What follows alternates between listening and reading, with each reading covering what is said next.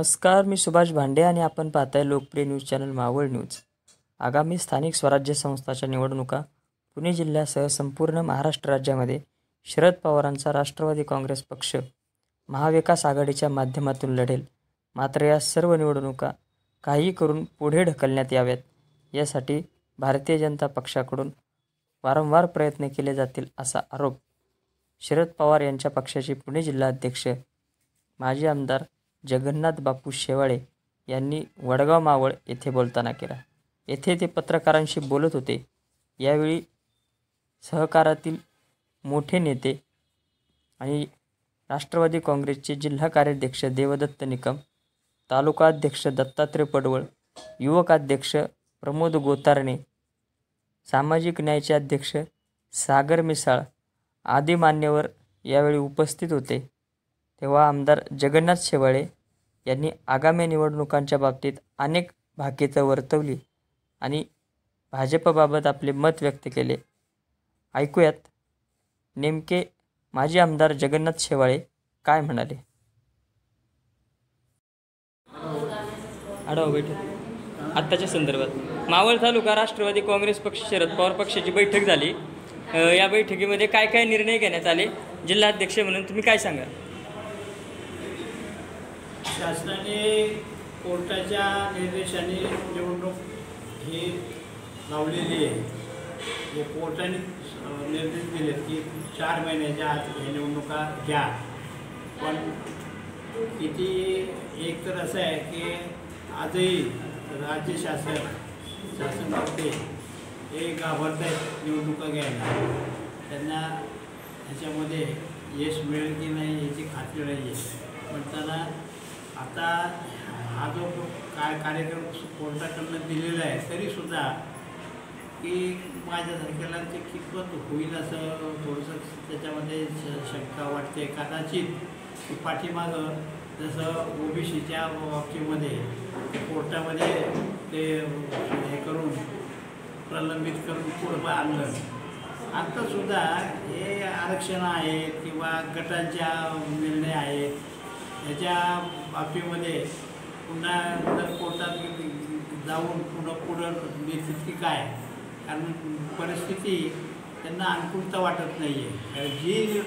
ज्या गोष्टी दिल्या लोकसभेच्या वेळेला पुन्हा विधानसभेच्या वेळेला त्याच्यातल्या कुठल्याही गोष्टींची परिपक्वता होत नाही। कारण त्या लाडक्या बहिणीचं ज्यांनी देखील चालवलं आहे ते सुद्धा त्यांना खूप तारेवरती कसरत आहे। इकडचं म्हणजे समाज कल्याण म्हणजे ह्याचा सरकार निधीसुद्धा म्हणजे जो इतका महत्त्वाचा म्हणजे घटक येतो त्यांच्या ताटावरचं काढून ते इकडं देत आहेत, त्यांच्यावरती अन्याय करत आहेत आणि अशी सगळी परिस्थिती त्यांची चाललेली आहे। शेतकऱ्यांच्यासाठी जी गोष्ट दिली ती देणार ते योग्य वेळेला तर योग्य वेळेला म्हणजे कसे असतं।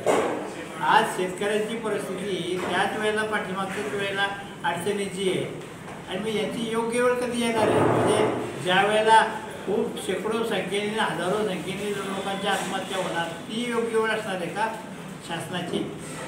कशाची वाट पाहते शासन म्हणून ते देऊ शकत नाही। त्याच्यामुळं कदाचित आज जनतेमध्ये जो रोष आहे त्या रोषामुळं आपल्याला यश मिळणार नाही अशी एक भीती कुठेतरी त्यांना वाटते। म्हणताना या निवडणुका पुढं कुठल्या ना कुठल्या तरी यांनी नेण्याचा त्यांचा प्रयत्न राहील, पण आम्ही त्यासाठी थांबलेलो नाही।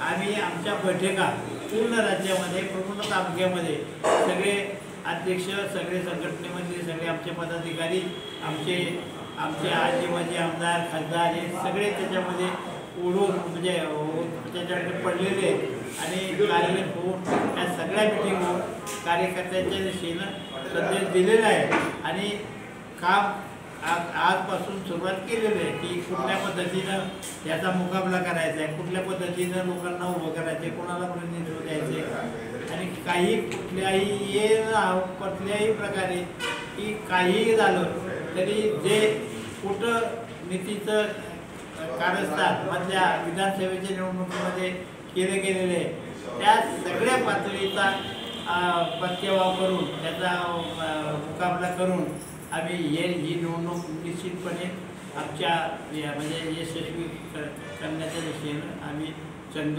बांधलेला आहे। पण येथे जी स्थानिक स्वराज्य संस्थेची निवडणुका आहेत संपूर्ण राज्यातल्या, त्या सगळ्या निवडणुका मुद्दा म्हणून पुढे ढकलण्याचा भाजपचा डाव दिसतोय का? याबद्दल तुम्हाला काय वाटते? असं वाटतं मला. मी म्हणजे ज्या वेळेला ही घोषणा झाली त्याच वेळेला मला सकाळच्या पत्रकारांनी विचारलं होतं की तुमचं म्हणणं काय आहे. मी त्या आज तुम्हाला जे सांगतो तेच मी त्यावेळेस वेळेला भीती व्यक्त केली होती की हे कोर्टाकडनं लादलं गेलेलं आहे, त्याच्यामुळं त्यांना हे घोषित करावं लागलेलं आहे. आता हा फार्स करतील की आम्ही सगळं कार्यवाही करतोय, गट तयार करतोय, गण तयार करतोय, आरक्षणं टाकतोय. पण हे करत असताना कुणाला तरी काहीतरी त्याच्यातून शोधून ते कोर्टातून पाठवलं जाण्याची शक्यता आहे. आणि एक दुसरं एक मला मध्ये आता एका कार्यकर्त्यांच्याकडनं अजून मला ती खात्री नाही झालेली, तर त्याच्याकडनं असं समजलं की त्यांच्याकडनं आता असा म्हणजे हे केलेलं आहे, फतवा काढलेला आहे, एक हे आलेलं आहे वाटतं GR की या निवडणुकीमध्ये जे सगळे उमेदवार असतील त्याचं छाननी म्हणजे दाट पडताळणी ही झाली पाहिजे, तरच त्याचं हे केलं नव्हतं. आता पूर्वी कसं होतं की दाट पडताळणीचा अर्ज दिला की ते चालत असायचं, वैध व्हायचं. आता तुमची दाट पडताळणीचा दाखला तुमच्या हातातच पाहिजे. शेकडो जर दाट पडताळणीच्या जर मागण्या केल्या तर कदाचित त्या एक कसं म्हणजे पूर्तता कशी होणार, पुन्हा त्याच्यासाठी कोर्टात जाणार, पुन्हा हे पुढे नेण्याच्या दृष्टीने हे करणार. म्हणजे या सगळ्या हे त्यातलाच एक भाग काढलेला दिसतो की काहीतरी लोकांनी सगळ्याच लोकांनी त्याच्यामध्ये उतरावं की हे चुकीचं काढलेलं आहे. मग आता केले तर तर त्यांनीच काढलेलं असणार आणि त्याच्यासाठी पुन्हा आणखी ते पुढे नेणार. ते काहीही करतील, ते पण पुढे नेतील, पण कदाचित ते त्याच्यासाठी सुद्धा हे आता जे आमच्या राज्याच्या अध्यक्षांशी बोलणार आहे त्यांना सांगणार आहे की कुठल्याही परिस्थितीमध्ये आता जी ही निवडणूक आहे ही ह्याचं पुढे याच पद्धतीने झालीच पाहिजे. त्याच्यामध्ये कुठलंही प्रतिभाव होता कामा नये आणि त्यासाठी म्हणून सुप्रीम कोर्टाने निर्देश तसेही दिले पाहिजे. जिल्ह्यातही यावेळी महाविकास आघाडी म्हणूनच आपण निवडणुकीला सामोरे जाल का? त्याबद्दल काय सांगा? महाविकास आघाडी म्हणूनच आम्ही लढणार आणि ज्या ज्या ठिकाणी ज्या काही गोष्टी कराव्या लागतील म्हणजे आमच्या घटक पक्षाला त्यांना त्यांच्या सोयीसाठी म्हणून आम्हाला काय करावं लागलं तर आम्ही करणार आहोत. आमच्यासाठी काय करावं लागलं तर ते करणार आहोत. आम्ही एकमेकांना सांभाळून एकमेकांच्या अडचणीचा विचार करून कुठल्याही परिस्थितीमध्ये कुणाच्यावरती अन्याय होणार नाही. सगळ्यांना त्याच्या ताकदीप्रमाणे त्याला न्याय देण्याच्या दृष्टीने आम्ही सगळ्यांनी ठरवलेलं आहे. काँग्रेसचे तालुका अध्यक्ष यशवंत मोहोळ यांनी स्वबळावरती निवडणूक लढवण्याचं सांगितले. आपल्याला असं वाटत नाही का की कुठेतरी महाविकास आघाडीची ताकद कमी पडते? तसं असतं की प्रत्येकजण असं आहे की असं म्हटलं जातं की शेवटी कार्यकर्त्यांच्यासाठी म्हणून बोलावं लागतं. कारण आघाडी म्हटलं की वाटप आलं म्हटलं की मग आपला वाटा कमी होतो आणि मतदाना कार्यकर्त्यांना त्याच्यावरती आपण अन्याय करत नाही असं कुठंतरी म्हणायचं मतदाना. पण परिस्थिती असेल त्यांना काँग्रेसलाही माहिती आहे की आपल्या स्वतःच्या बळावरती ते आपण ही निवडणूक हे करू शकत नाही. आम्हाला या कल्पना आहे कारण आमच्या प्रत्येकाच्या काही मर्यादा आहेत तेवढ्याच जागा. पण जर सत्तेत बसायचं म्हटलं तर एकमेकांच्या सहकार्याशिवाय बसणार नाही.